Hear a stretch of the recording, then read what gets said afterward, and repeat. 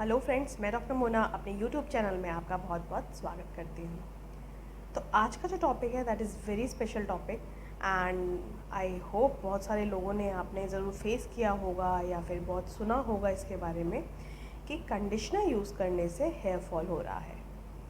ये बहुत ही common myth है एंड अक्सर लोगों को ऐसा लगता है कि जब भी वो कंडीशनर्स यूज़ करते हैं अपने स्कैल्प पे, मेरे पास ओपीडी में भी ऐसे बहुत सारे लोग आते हैं जो कहते हैं कि मैम हम कंडीशनर सिर्फ इसलिए यूज़ नहीं करते क्योंकि जब भी हम कंडीशनर स्कैल्प पे यूज़ करते हैं उनको हेयर फॉल हो जाता है।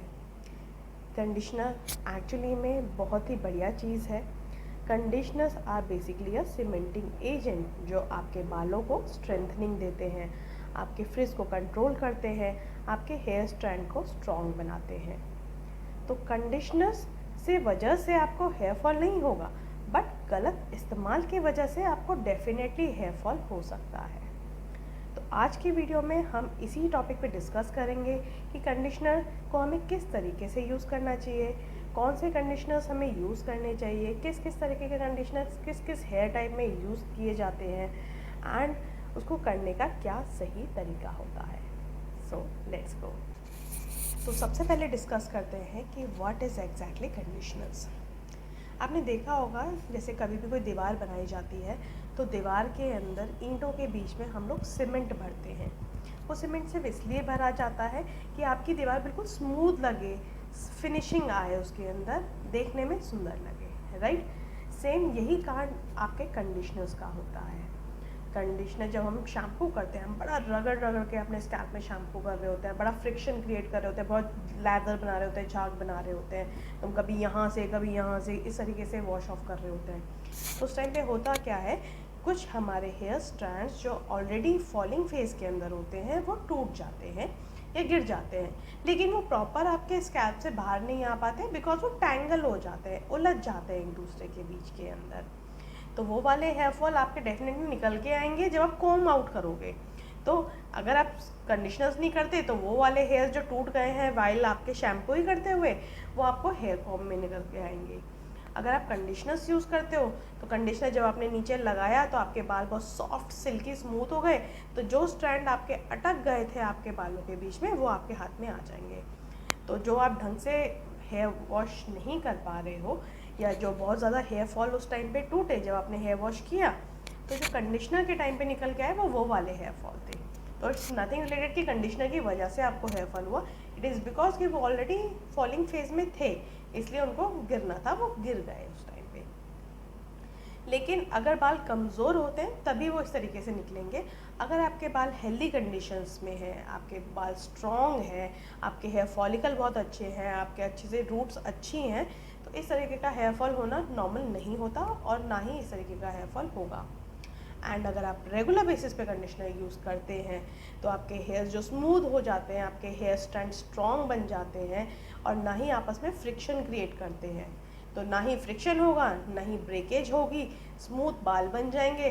तो रेगुलर बेसिस कंडीशनर से आपके बालों में स्ट्रेंथ मिलती जाएगी जो कि उनको टूटने नहीं देगी। सो नाउ लेट्स डिस्कस कि कंडीशनर को किस तरीके से यूज़ करना चाहिए। सबसे पहली चीज़, लेस इज़ मोर। बहुत ही कम क्वांटिटी में आपको कंडीशनर यूज़ करना होता है एंड कंडीशनर लगाने का तरीका होता है कि आपके 2/3 ऑफ द स्ट्रैंड्स पे कंडीशनर्स कभी भी स्कैल्प पे नहीं लगाया जाता and this is the major mistake जो बहुत लोग करते हैं एंड जिसकी वजह से कंडीशनर्स वाला हेयर फॉल जो आप कहते हैं वो अक्सर हो सकता है, राइट। सबसे पहली चीज़, आप सिर्फ उसको नीचे के स्ट्रैंड में लगाओगे।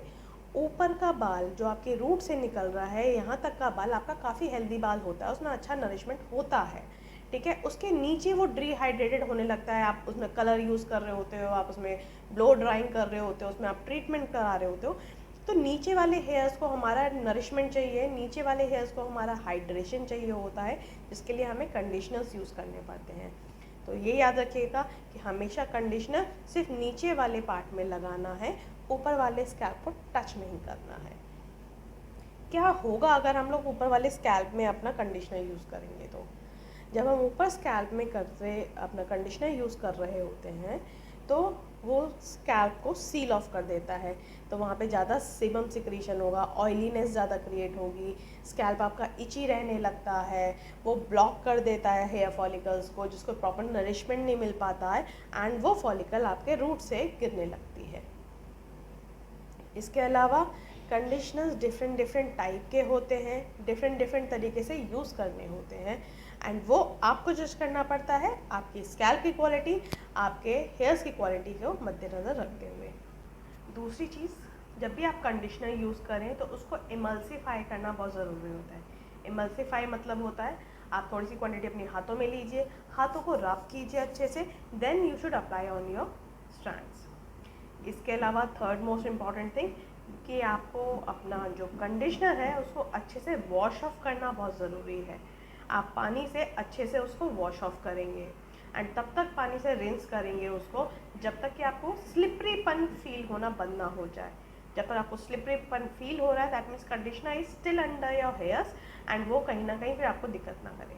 ठीक है, तो आप अच्छे से उसको क्लीन करिए। So at last the conclusion is that कि conditioners are definitely a very good thing. वो आपके सीमेंटिंग एजेंट होता है, आपके बालों को बचा के रखता है, आपकी क्वालिटी को इम्प्रूव करता है, लेकिन हाँ उससे हेयर फॉल हो सकता है अगर आप उसको सही से यूज़ नहीं कर रहे हैं तो।